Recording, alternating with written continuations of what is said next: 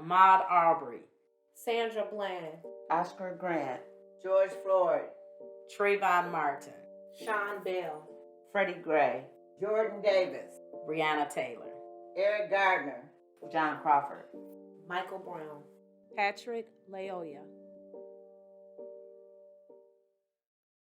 My name is Abby Masusi, and I'm the director of this documentary.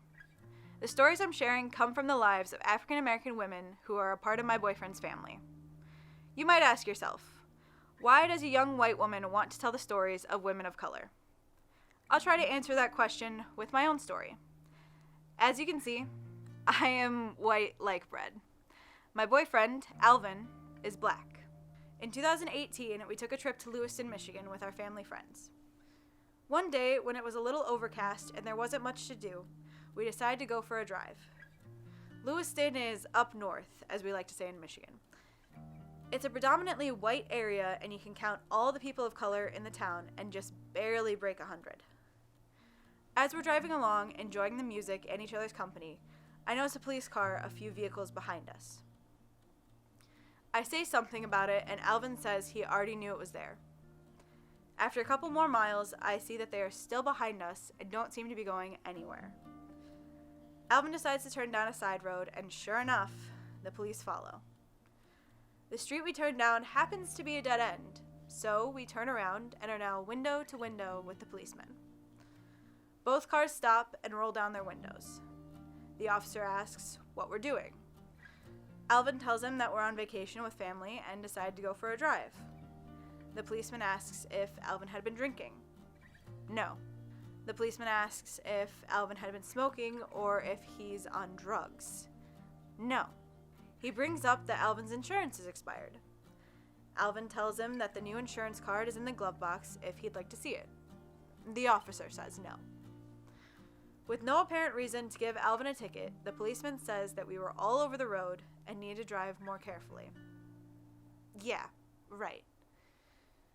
2 years later, in 2020, and in the midst of COVID, protests and riots started happening everywhere. The only thing on my mind every single night was if Alvin was going to make it home safely. I would lay in bed, wide awake, waiting for him to text me and say he made it home. Would he get pulled over and arrested for no reason? Would he have some sort of bad run-in with the police as he was leaving work? There was too much uncertainty and too much unknown. Social media was my outlet to vent my worries, where I made tweets and a lengthy Facebook post with that same story I just told you. That interaction and those sleepless nights became the catalyst for this documentary. So I asked myself, and I ask you in this film, what lives matter?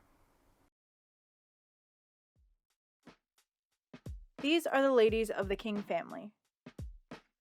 Patricia, Alvin's mother Alita, Dawn, and Karen, who live in Michigan, and Lisa and her daughter Nikki, who live in North Carolina.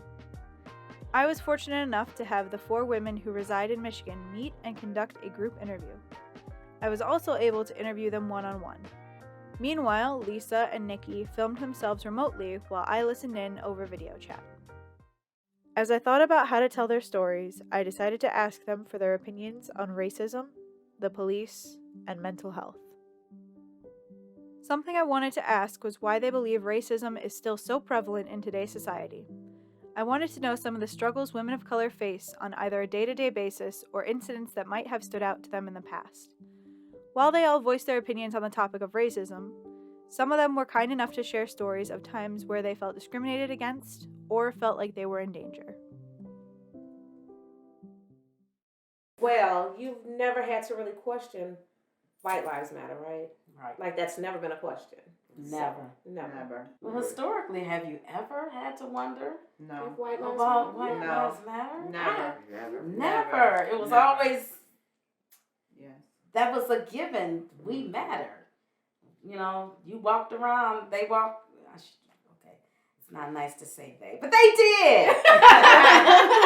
You know, walked around, you know, with the superiority complex. Yeah. So You smack a white person on 200 years ago, you can get hanged. You know? You whistle. You whistle. You look whistle. at- You look at breathe. them. You Yeah. breathe. Honestly, I think it's rooted in Yes. The fibers of the whole system. yeah, that plus family. Like if a person doesn't learn any better, then they teach what they know to their children, and then their children teaches their children. And I think the roots of racism are so deep that it's not enough uprooting being done to change it. Exactly. You know, when we think we're getting somewhere, Mm-hmm. and then you take 5 steps forward, They move the then line. you still Backwards. taking 5. Exactly. They move Either the the line. goal line is Yeah. moved and it's a little bit harder for you to get there, or you're going backwards.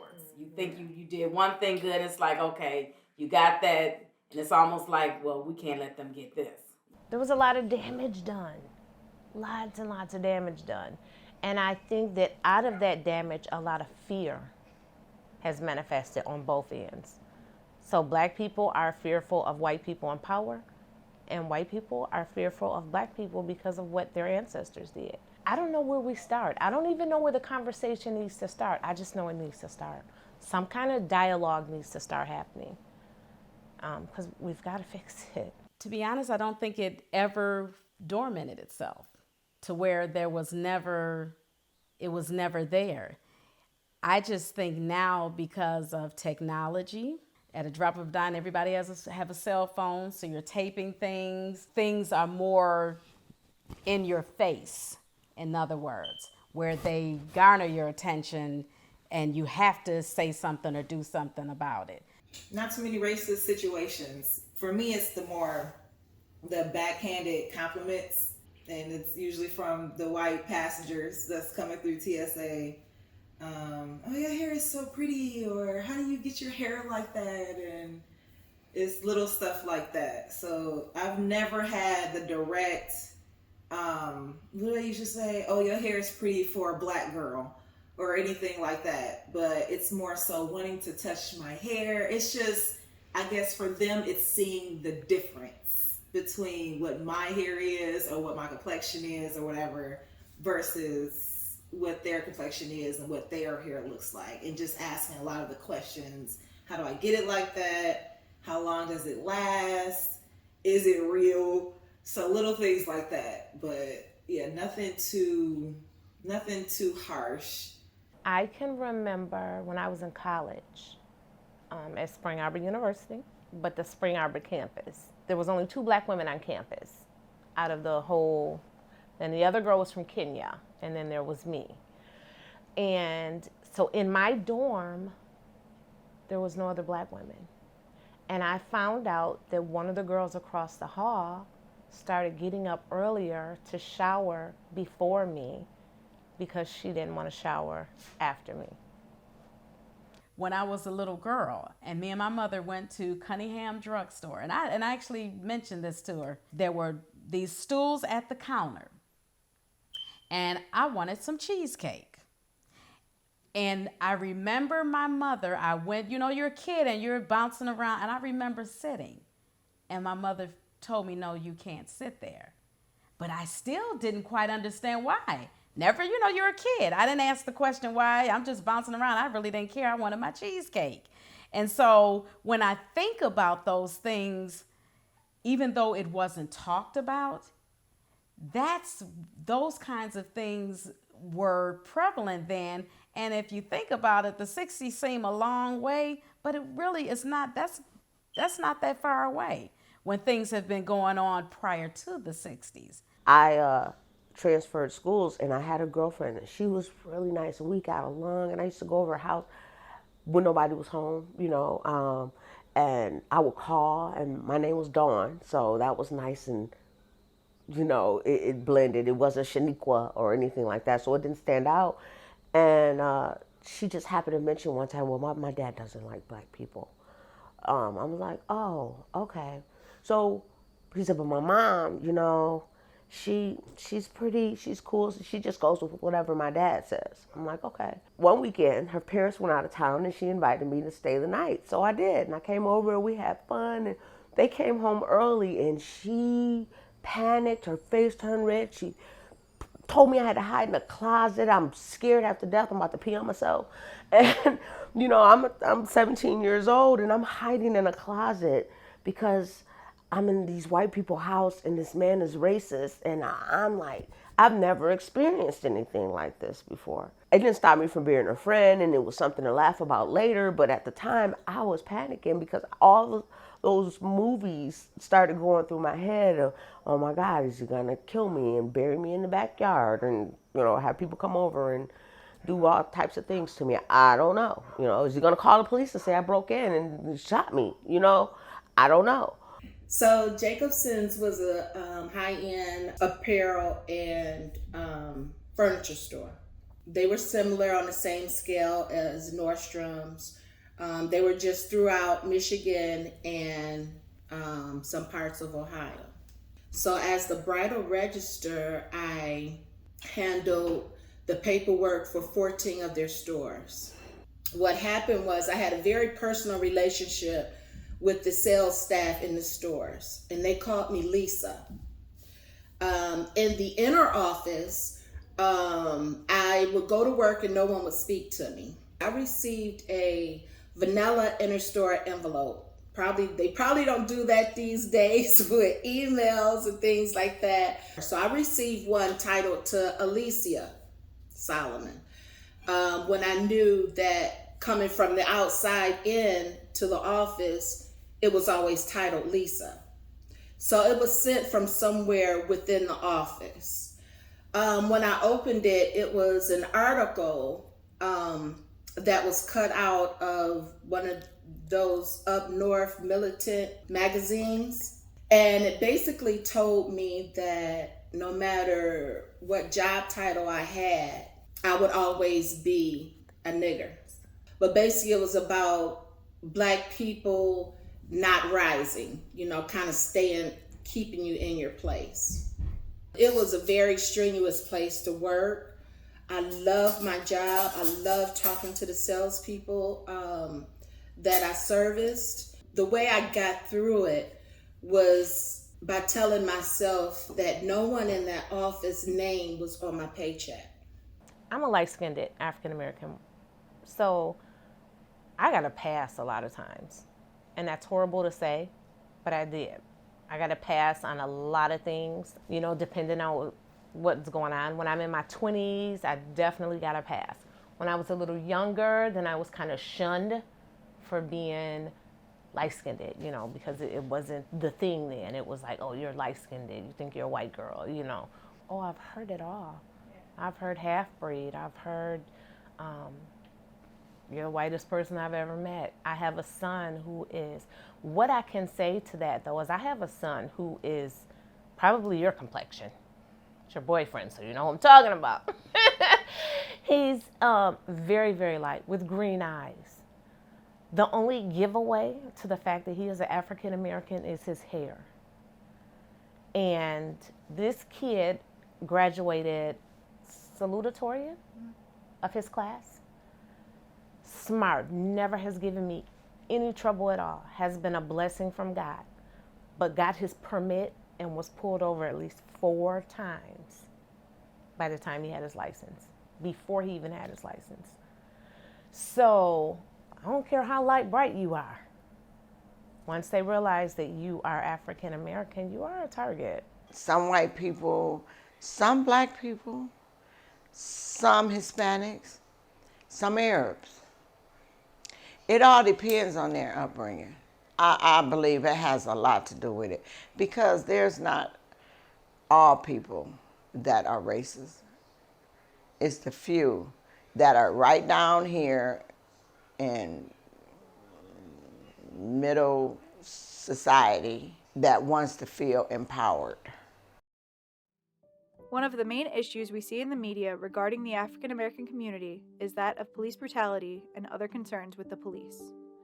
I asked the ladies their opinions on the police force, and they conveyed their thoughts and what changes could be made. Our family is officer. We have Yeah. officer, uncle officers, Uncles, cousin officers, good friends Sergeants. officers, Correction yeah. officer. Yeah. Yeah. So me personally, I think police officers, the the majority of them are good. I do. Yeah. Black, white, whatever. I think the majority of the officers are good.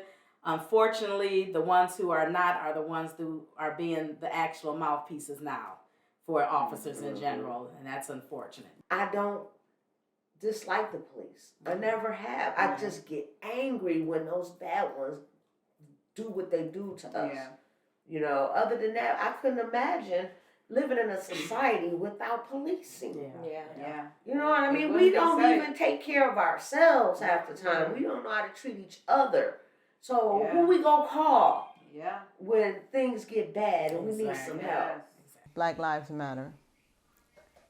And I'm saying all lives matter, but right now Black Lives Matter because we're getting gunned down at a numerous number for just little reasons that could have been addressed, or they could have handled it different. What's wrong with tasing them? If a person is like over 100 feet away, you know what I'm saying? Do you really have to shoot them and kill them? No. You know, get close to tase them. Then the police always seem to, oh, they had a gun, then it's not a gun. You know, I mean, when I say trained, I'm talking about really trained to the point where they can begin to save lives, not kill. You know, a lot have been killed for no apparent reason, just gunned down for nothing. When it comes to white people versus black people, a lot of the impulses when it comes to police and how they react to us is fear. Like some of them I feel as though are just automatically afraid. And that's just because of the persona that's being put out there about black people. I think it's a little bit of a disrespect and a lack of consideration also when it comes to females, just because black females is just especially of a certain color. Because I know me versus somebody like my friend who's a darker shade, she'll be known as the angry black chick. But me, I'm just more so crazy. But she'll probably get pulled over, she'll make a move or something like that, and automatically she'll be labeled as the angry black chick. And she'll, even though she's asking questions, and probably rightfully so, with me it'll probably be a different story just because of the shade of my skin. So now the flip side to that is you have some arrogant African-American kid that gets pulled over and he wants to pull out his phone. I'm not showing you my license. I know my rights. I'm not giving you my insurance. I know my rights. So it's two sides to the coin now, but you can understand the anger is there. The anger is there because people are tired. People are tired of being beat on and bullied and for no reason. Pulled you over, you don't have insurance. I want to drag you out the car and cuff you and put you in the car until I realize you have a license. Just something simple. And it's like, now you've traumatized me just to find out that I do have a valid license, I just don't have insurance. Like, just simple things. When you hear the cry, defund the police, I think there's not a clear understanding of what that actually means. And I think even the rally cry of those who are saying it don't have a clear understanding of exactly what that means. Defunding the police, from my understanding and what I know, is not to eliminate the police department altogether, which is where I think some people have a misunderstanding. Defund the police basically means switching some of the funding around for something like mental health training to learn how to handle certain situations, that kind of thing. It does not mean to eradicate the police department altogether.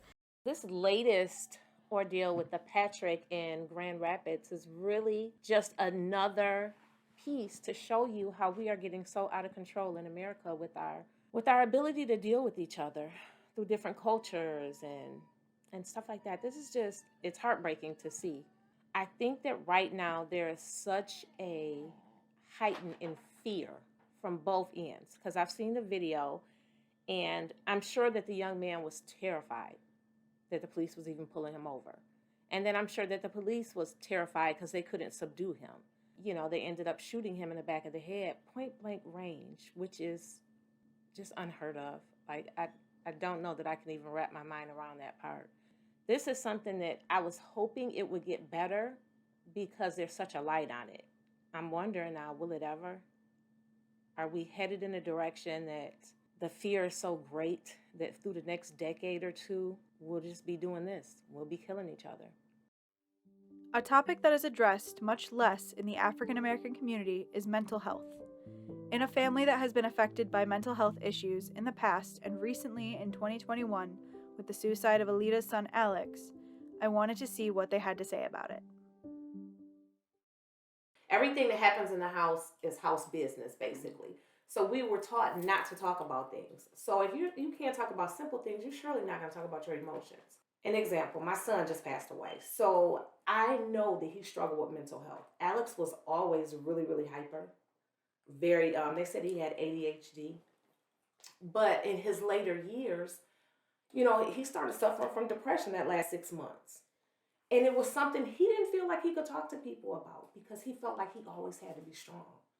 There was no room for him to be weak.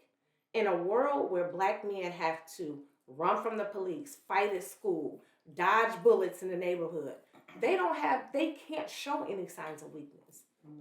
And mental health to them is a sign of weakness. I think our elders, they felt it would be part of their responsibility, and it'd be an impact on them as a person. Mm-hmm. Absolutely, yeah. And then like they failed you in some kind of way. Yeah, they failed you. Yeah. We couldn't have that. No. So I think the stigma is that if you admit that you have some challenges mentally, then you're admitting that you're weak. And maybe that's where the stigma comes in. But I'm totally on the opposite side of that one. So it's hard to answer why people look at it as mental illness in the African American community. And I'm talking about getting help, seeking help for it, because I think that's where the issue comes in. My mother suffered with depression a lot, and we saw it, I knew it, but we didn't really talk about it. And in that, I suffered from depression a lot. So I'm more open to the conversation because I've had to deal with it myself. I had an aunt, and I have never to this day seen this woman because she had what we will call bipolar now. But because her highs and lows were so extreme, they put her away in a mental hospital when she was like 17. So, and if it wasn't for the gossip that you hear about at family reunions, I wouldn't even know about her. I've never seen her. And our family's really close. My upbringing, I bet not be crazy. That's how I was brought up. My father and my mother didn't talk a lot. So, about it, they didn't want to hear if you weren't feeling well or something like that. Even my older aunts and uncles, things like that. But now with our generation, we are aware that there are certain things and help that you need. So no, we're not afraid to talk about it or to go and seek out help if we need it. Finally, I asked the ladies about their outlook on the future, how the younger generation can turn things around, and where they think we are going as a society. If we can get a small group of younger generations to go get a trade, it's education. It's the lack of education that's inflicting our young black community so viciously. They can't read. They're taking cursive writing out of the school. They're lowering the standards. They're lowering the standards so you can pass. I don't know how to save a group of people who don't want it. But as far as future America, I don't know. I haven't looked that far. I mean, honestly, I don't know. It's scary right now. Our future, to me, as a society, like the whole America, is 50 years from now, I fear for where we're going to be. What I want the future to look like is no judgment for my grandsons to walk down the street with braids. I do want them to keep their pants up, though. No wearing the pants down the tail. when you see a black person, to have in your heart whatever it is in your heart that makes you step back 2 steps or grab your purse when somebody walk by you. And I've often thought about that, especially with my grandkids coming up. I want the future for them to be, of course, much better. And I know it's a dream to say, I wish racism and the color of their skin is not going to make a difference. And I pray and I hope that, but I think that's a little far-fetched. So if I can reach for something that I think I can touch, I think that would be that they have a better opportunity, a better chance, and a better life. That's all I can ask for. When it comes to racism, that's got to change on the hearts of those who have that sickness, and it is a sickness, would have to change. So far as turning things around, it's happening now, and we're louder. We have that sense of, I don't care what they do, or I don't care what they say to us. Our voices are going to be heard. So as long as we continue on that path, then things will continue. I think things will continue to change as long as we continue to be brave and being able to voice our opinions and move forward to action, because we can talk all day, but I think one thing that we really are doing is we're taking action. Can we all just get along? Okay. But on a serious note, really, I want things to be better for my grandchildren. My honest opinion, the world was designed, not the world, the system is designed for failure. You have to really structure yourself and discipline yourself in order to get past the inner lines of racism and cyberspace and all the things, the distractions that is put here to distract and deter you from your ultimate goal. I wish things would be real beautiful for all, but I'm not sure that's going to happen anytime soon. I love the way the younger generation loves everybody. Like, my grandkids look like a melting pot of, you can't tell who's who or what's what. And I love it, because I think you guys don't care as much about, oh, this guy's black or this guy's white. My kids have all kinds of people coming through this house. I want barbecues to start to look like Kanye concert. You know, everybody's there. Nobody cares. You know, and they're all family. It's like, oh, is that your aunt? Yeah, that's my aunt. Oh, is that your mom? Yeah, that's my mom. You know what I mean? I just want it to look like a melting pot of everyone. Yeah, I want it to look like a melting pot of everyone. Ahmaud Arbery, Sandra Bland, Oscar Grant, George Floyd, Trayvon Martin, Sean Bell, Freddie Gray, Jordan Davis, Breonna Taylor, Eric Gardner, John Crawford, Michael Brown, Patrick Laoya.